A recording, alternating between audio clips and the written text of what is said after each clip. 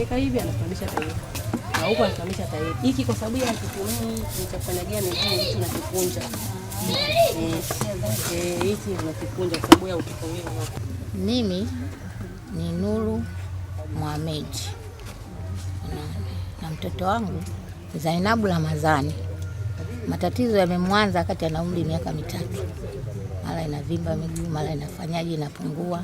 Matokeo yake mara mgongo, matokeo yake ndio ikawa hivi mpaka hivi leo. Ikakunjana miguu, kunjana hivi. Hata uwezo akashinda. Mwanzo alikuwa anatembea, toka hapo ndio hivyo kamjia miguu inavimba, mgongo, kiuno, mapaja mpaka hivyo leo. Kwa hiyo mimi ndio nimeshia hapo. Maumivu mfika sasa anakaa nyumbani tu hawezi. Kwa hiyo natoa asante. Asante Sharo. Na ngine wote ndio kuja. Mimi nashukuru wafanyabiashara kwa kuleta baskeli yangu. Nilikuwa si baskeli ya kutupia sehemu yote. Mimi kwa majina naitwa mkaguzi wa polisi Flora Shayo. Mimi ni polisi kata wa kata ya Ruembe, wilaya ya Kilosa, mkoa wa Morogoro. Majukumu yangu mimi ni kutoa elimu ya polisi jamii kwenye jamii na kwenye kata yangu. Tunatoa elimu kwenye jamii kuhusu kuacha uhalifu, usalama, ubakaji, ukatili wa kijinsia, madawa ya kulevya.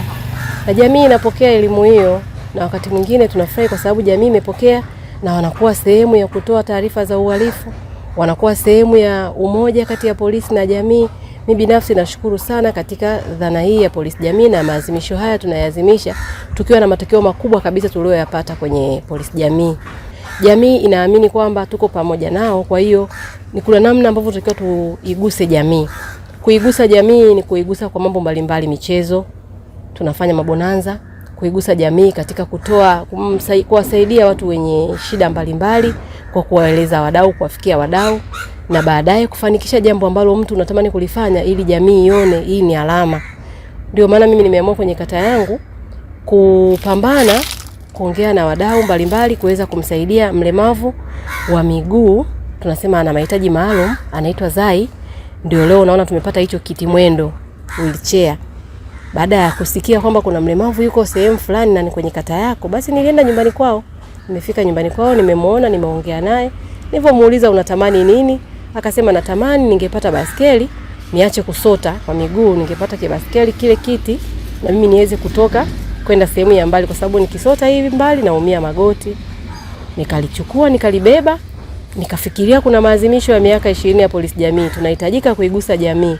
Na mimi nikasema lazima nitaigusa kwa namna moja ama nyingine. Kwa hiyo kuna watu mbalimbali ambao niliongea nao, nikawafikishia ujumbe huu, wakalipokea na wamefanikisha, na leo hii tumemkabidhi Zai kiti mwendo. Hicho ndicho ambacho nakishukuru katika kuadhimisha maazimisho haya miaka 20 ya polisi jamii.